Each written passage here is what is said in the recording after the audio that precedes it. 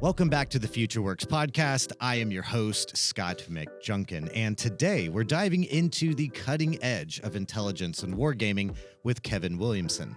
Kevin is a recognized leader in the field, bringing a wealth of experience from his time in Army logistics, service as a gunner's mate in the Navy Reserves, and roles with Matrix Pro Sims and Battle Road Digital.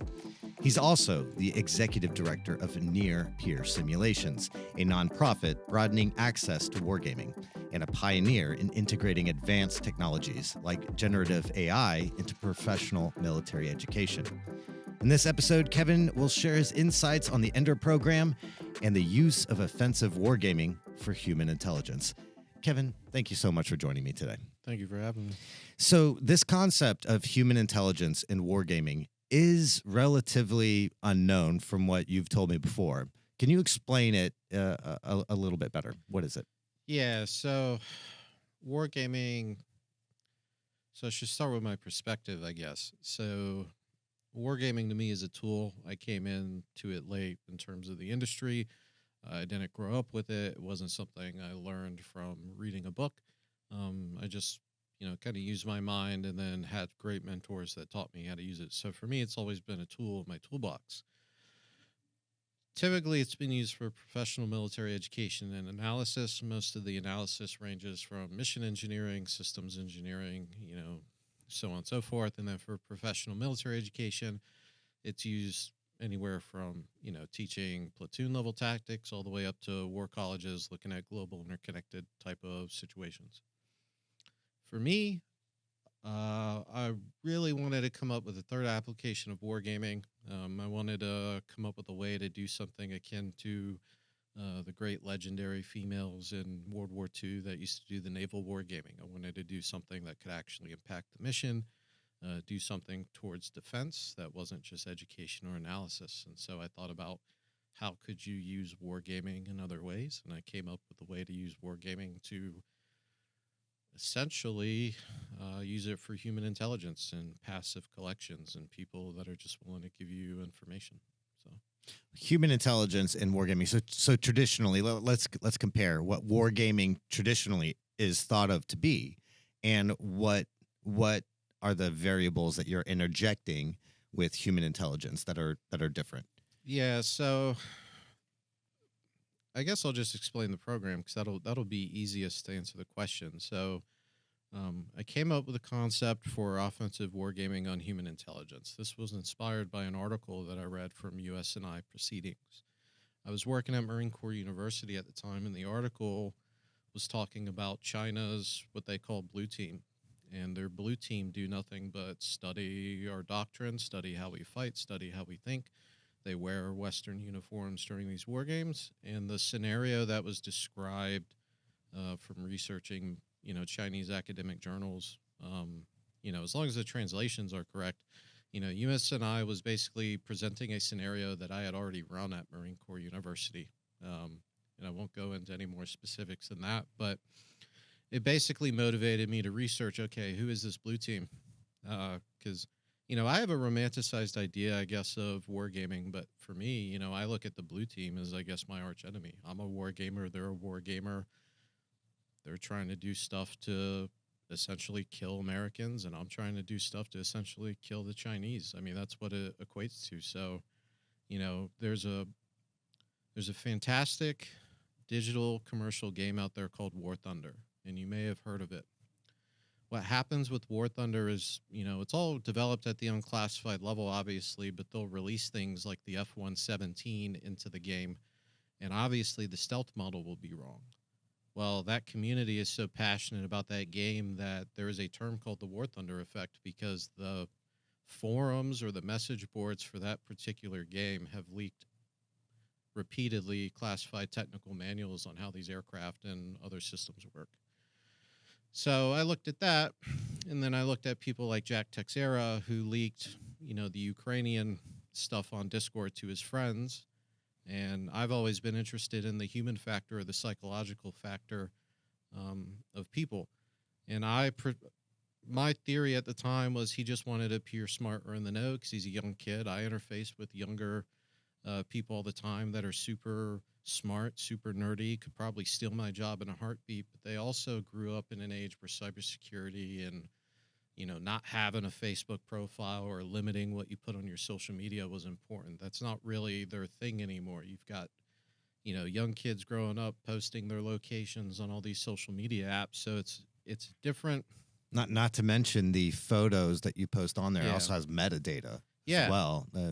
So Yeah, it's a different psyche with the younger generation. And when this younger generation grows up with digital wargaming tools and they have access to the internet and Google, and maybe they have some friends that work in programs that they shouldn't be talking about this stuff, but hey, they're young, they're friends, they're not Chinese spies. There's a way to capitalize on these demographics.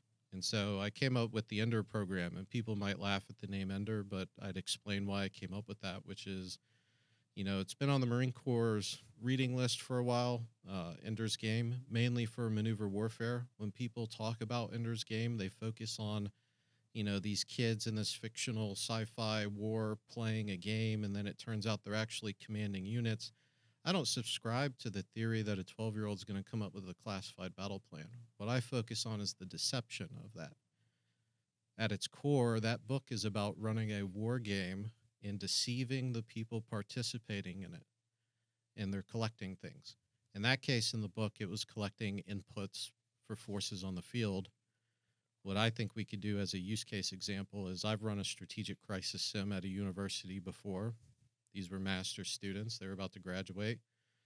Nobody vetted me. Nobody looked at the notes that I wrote down. So, there's a real reality here where somebody can go to these universities. They can go to any country they want, and they can run a strategic crisis war game. And now you have an idea of what the next generation of foreign policy, might be, because you know how these people are thinking. You know how they'll react to these situations. So the Ender program is basically a, I don't want to go too much into the framework of how it's done because it's a sensitive topic, and I don't want to, of course. Yeah, I don't want to give our adversaries, the framework to do it, but with the resurgence of digital wargaming and all these other tools, it's entirely possible for a one-man show to set up a war game. And because it's a war game, you won't ever know that it's fake or real or not, because it's going to look the same, play the same, feel the same. The only difference is everything that you've ever talked about, discussed, PowerPoint slides, it's all being collected. And it's passive, it's not intrusive, it's legal. So it's just a matter of time before somebody does this, and according to China, I think they've already kind of done it. So, you mentioned how someone can create a war game in for virtually any environment, but then you mentioned something about foreign policy. Tell me a little bit about that. How do you make the jump from gathering information in isolated kind of events and then trying to predict how world events could happen? Yeah. So an example I would give is, and this is just something I'm coming up with on the fly, so no offense to my Filipino friends out there, but let's say we wanted to look at how the Philippines actually view, a South China Sea incident. Let's say Taiwan is blockaded by the PRC, or the PRC invade Taiwan, and we want to know, let's just say we think this might happen in 15 years, right?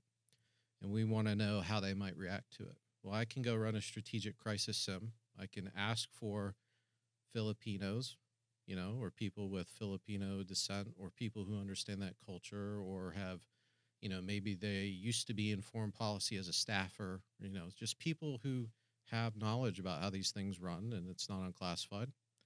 And then you put them in a situation where you run that scenario, and then you see diplomatically how do they engage with the players on the U.S. side.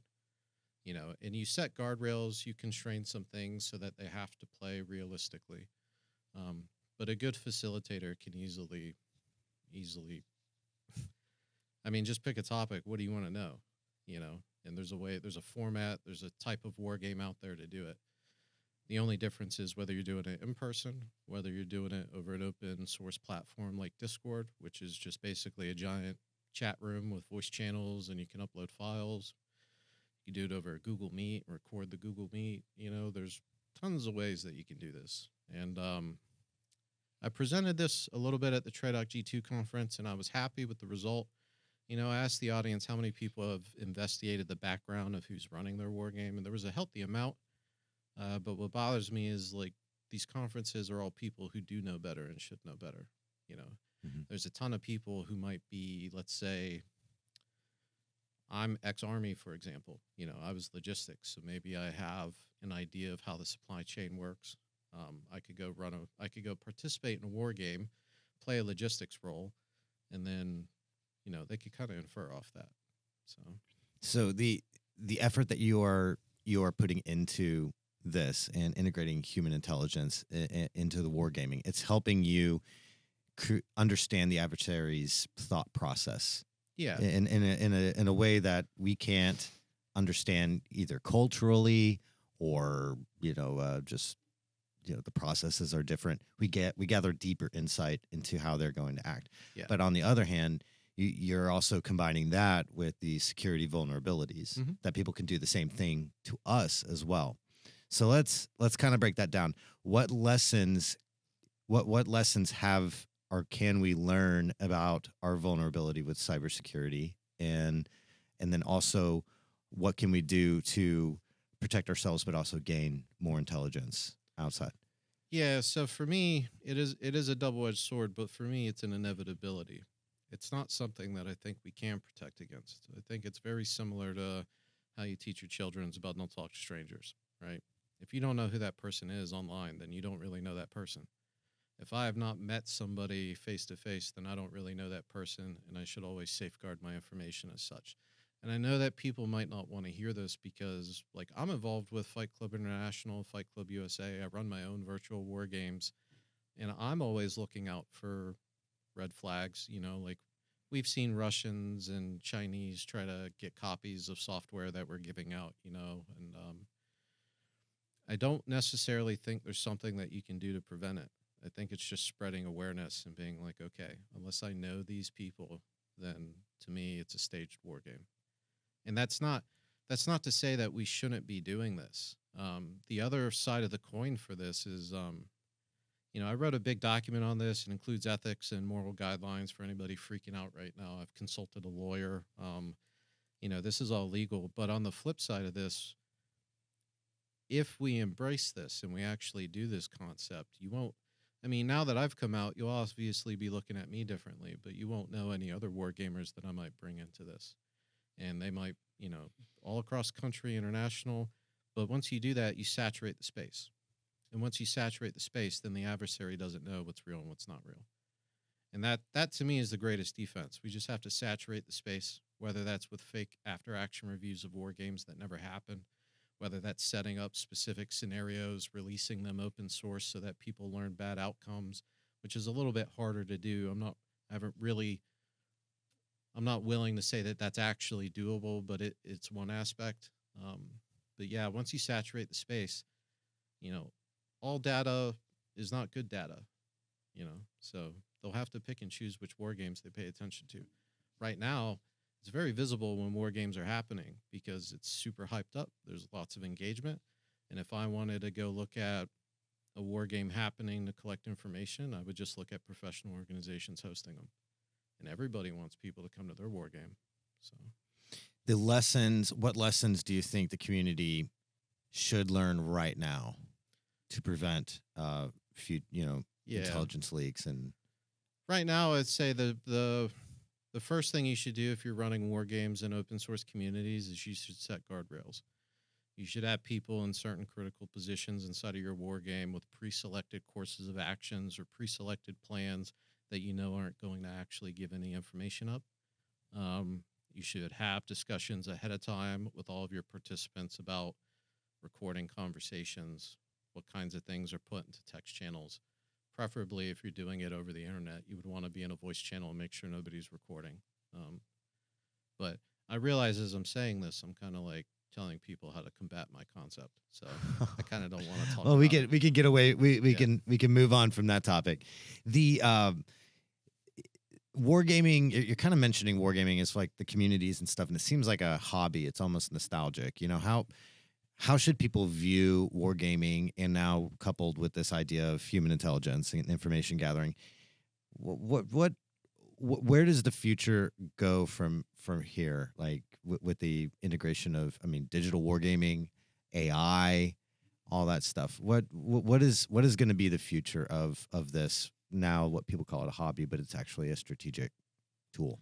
Yeah, I mean, the trend is obviously going towards more intuitive, easy to use digital platforms.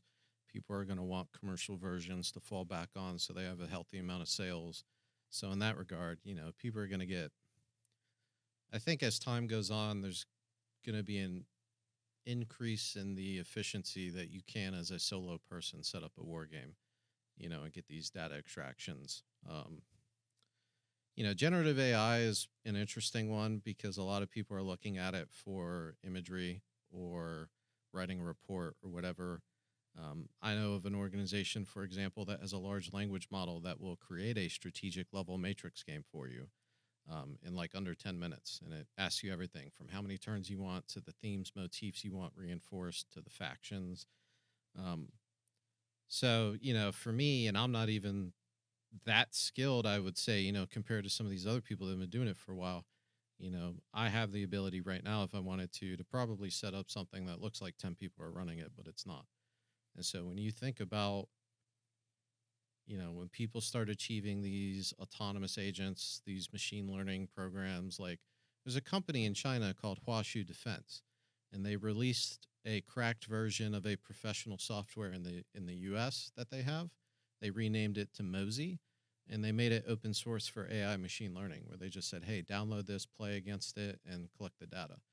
And they've got architecture charts about how it's all set up, and you could look at that and say it's propaganda, or you could look at that and say, even if it's propaganda, this is what we should be doing.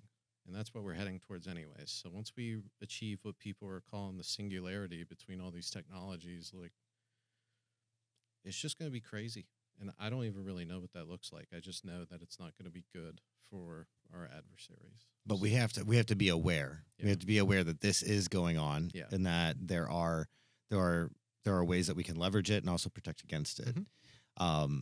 And I like the idea of creating fake games and all that stuff. I like that.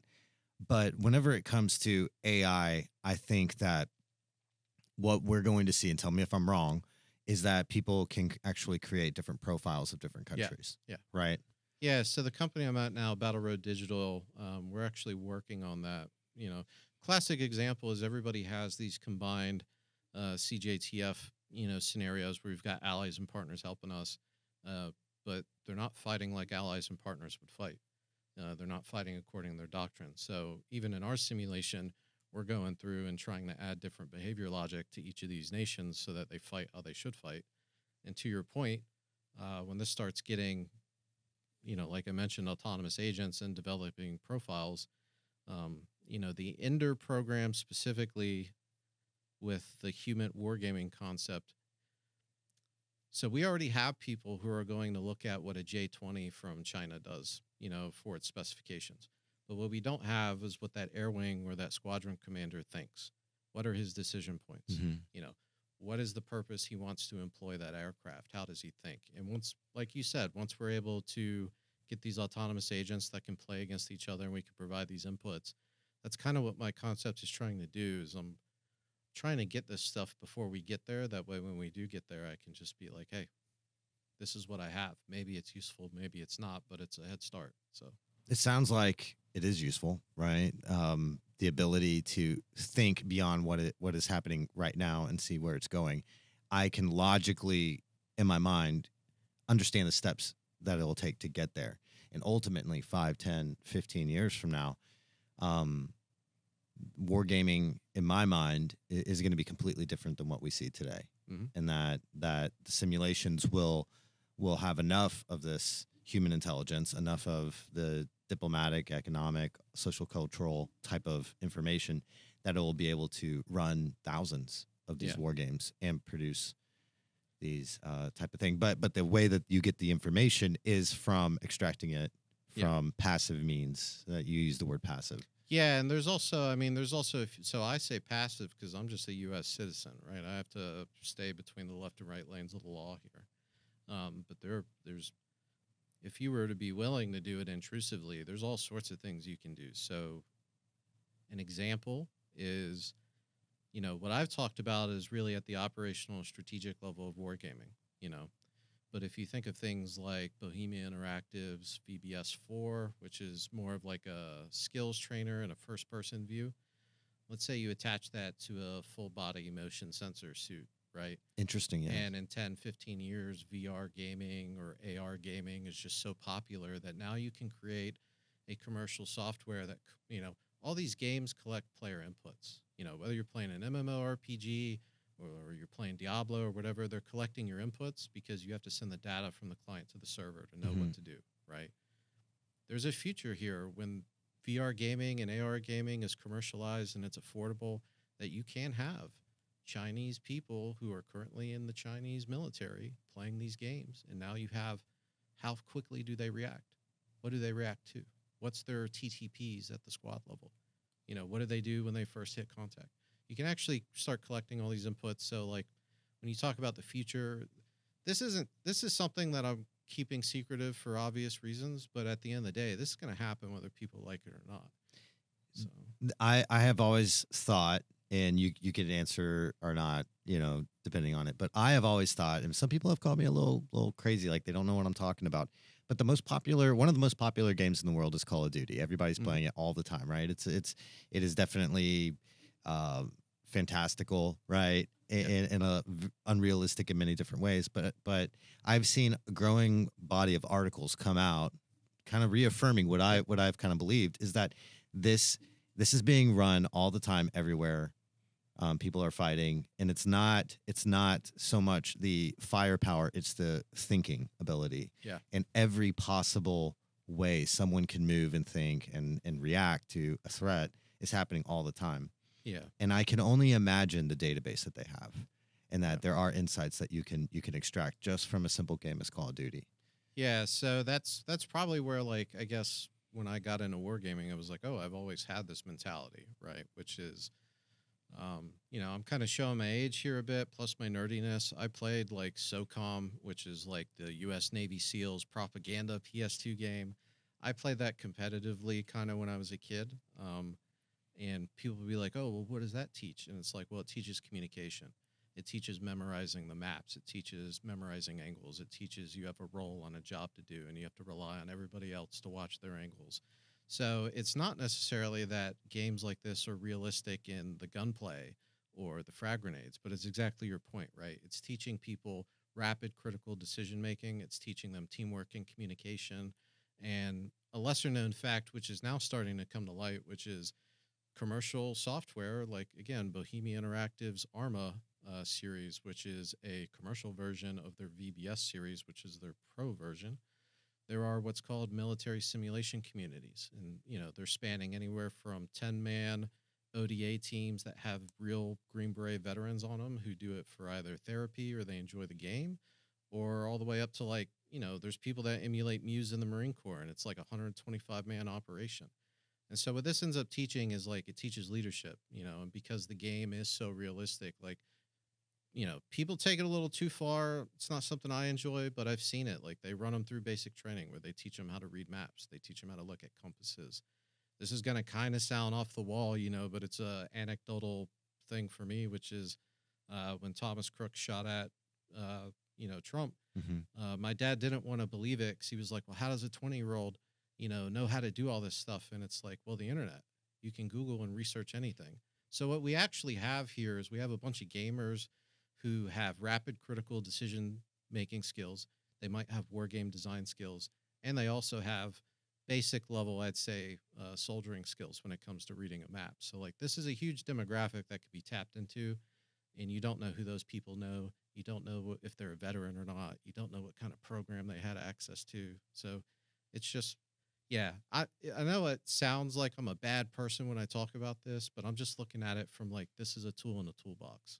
So. Well, I don't think you're a bad person talking about that, because this is exactly what FutureWerx is, supposed to talk about.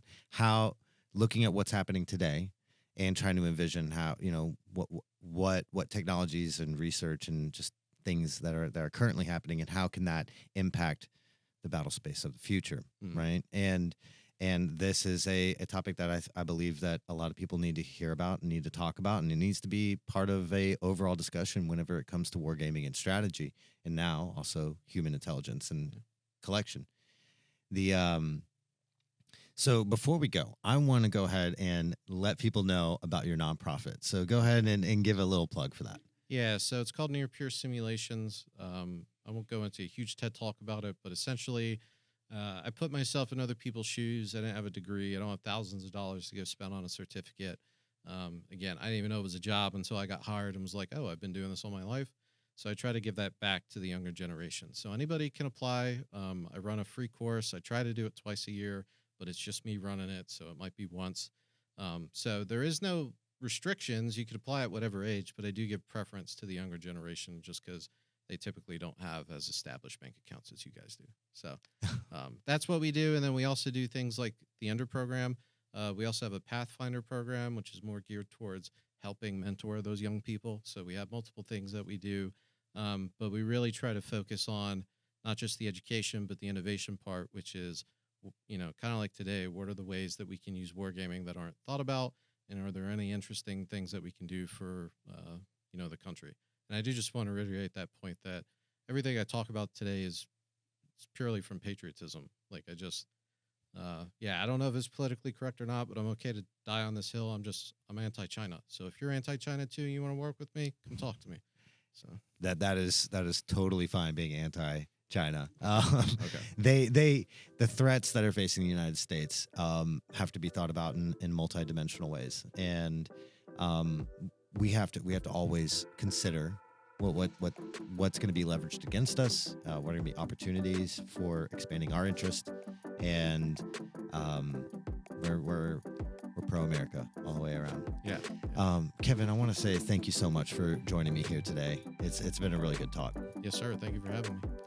And if you enjoyed today's episode, go ahead and like and subscribe. Make sure that you're staying up to date with all things happening at FutureWerx. Be sure to check out FutureWerx.com, where we have interesting articles and also podcasts such as this one. I'm Scott McJunkin, and I'll see you next time.